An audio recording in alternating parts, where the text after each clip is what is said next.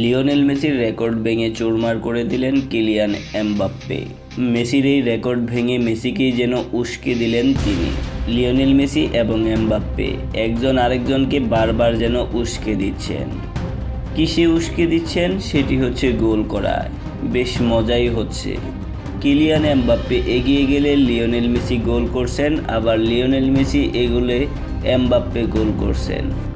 বিশ্বকাপের তৃতীয় স্থান নির্ধারণী ম্যাচের আগে যেমন গোলে মেসির পেছনে ছিলেন এমবাপ্পে, ম্যাচে কি হলো? ফাইনালে মেসিকে গোল করার জন্য উস্কে দিল। মায়ামিতে ইংল্যান্ডের বিপক্ষে তৃতীয় স্থান ঠিক হওয়ার এই ম্যাচে জোড়া গোল করেন এমবাপ্পে। 48 মিনিটে প্রথম গোলে এবার গোল্ডেন বুটে দৌড়ে টপকে যান লিওনেল মেসিকে। তাতে বিশ্বকাপের ইতিহাসে সর্বোচ্চ গোলের রেকর্ডও মেসিকে ছুঁয়ে ফেলেন এমবাপ্পে, আর সেটা মাত্র 18 মিনিটের জন্য। 66 মিনিটে গোলে বিশ্বকাপের ইতিহাসে সর্বোচ্চ গোলের রেকর্ডটি নিজের করে নেন এমবাপ্পে। 22 ম্যাচে 22 গোল। একবার ভাবুন তো, কি অবিশ্বাস্য রেকর্ড তার।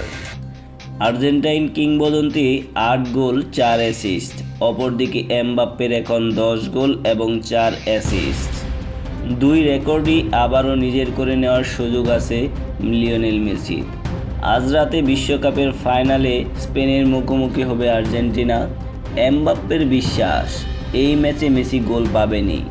গোলের রেকর্ড ভাঙার দারুণ এই দ্বৈরথের ব্যাপারটা ইতিবাচক অর্থেই উস্কে দিয়েছে একবার লিওনেল মেসিকে আর একবার কিলিয়ান এমবাপ্পেকে। ইংল্যান্ডের বিপক্ষে 6-4 গোলে হারার পর ফক্স স্পোর্টসকে এমবাপ্পে বলেন, লিও সবসময় গোল করে, আগামীকালও গোল করবে। আসলে দুইজনের দারুণ এই প্রতিযোগিতায় লাভটা হচ্ছে দর্শক সমর্থকদের, কিন্তু এমবাপ্পের আসলে এসব রেকর্ড মনে নেই। ফরাসি তারকার মনে পড়ে আছে বিশ্বকাপের ফাইনালে এই ম্যাচ খেলাই তো ছিল লক্ষ্য। সেমিফাইনালে স্পেনের বিপক্ষে হেরে বাদ পড়তে হলো। তৃতীয় স্থান নির্ধারণী এই ম্যাচে সবাই তাকিয়েছিল এমবাপ্পের উপর। গোল পেলেই তো জমবে গোল্ডেন বুটের লড়াই। এমবাপ্পে সেটা জমিয়ে দিলেও ফাইনালে খেলতে না পারার আক্ষেপটা জারল তিনি। ইতিহাসের সর্বোচ্চ গোলদাতা না হয়ে আগামীকালের ম্যাচে খেলতে পারাটা বেছে নিতাম, এমনটাই জানিয়েছেন কিলিয়ান এমবাপ্পে।